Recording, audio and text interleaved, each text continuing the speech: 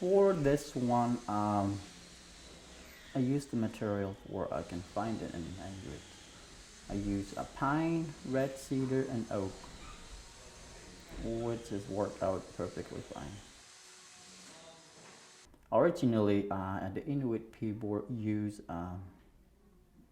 driftwood. Even though they have trees, they don't cut the trees to build a kayak. They use driftwood, which is really interesting because in driftwood you can find a really nice straight grains, but it's a lot of work to build a kayak with the driftwood. We're building a touring, or hunting. Oh, that's what they called it in the old days, hunting.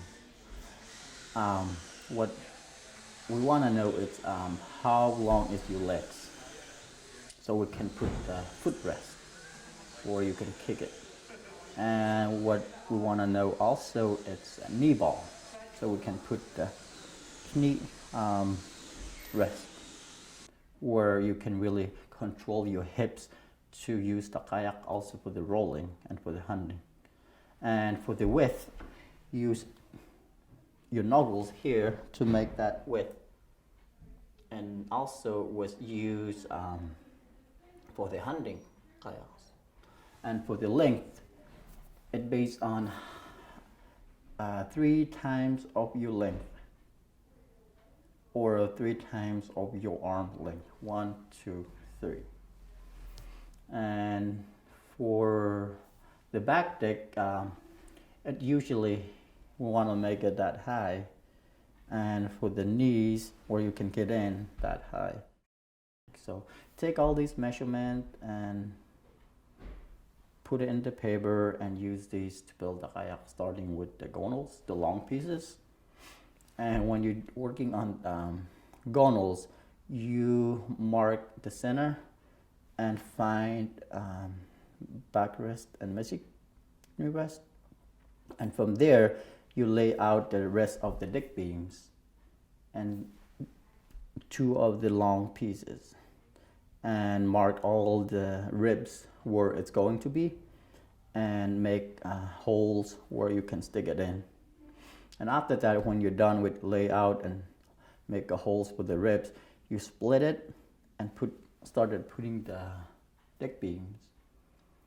And once you finish at putting all these deck beams, you lashing. You flip it over and started bending the ribs. I mean, you put it in the steamer or boiler, whatever you have. So you steam the wood. I use oak most of the time. You steam it for about a half hour or more, and you started taking them and bend them like where you want it, and put the keels on, and put the stringers, put the stern and bow pieces, and the kayak is done.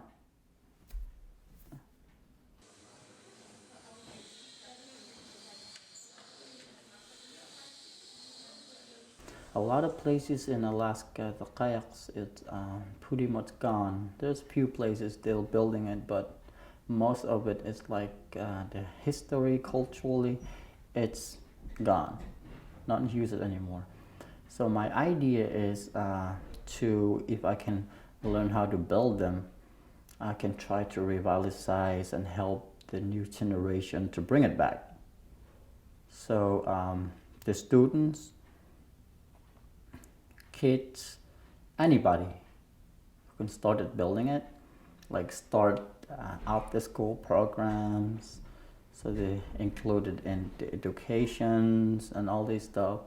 So for coming next generation, we'll see more and more. It's like bringing it back, something it hasn't been used for a couple generation, and use it again. And that's the way I see it. And I'm gonna be just sad if it's being lost. Just keep it in the museum, like a display. I just don't want to see that. I'd rather see it used in the water and people building it again.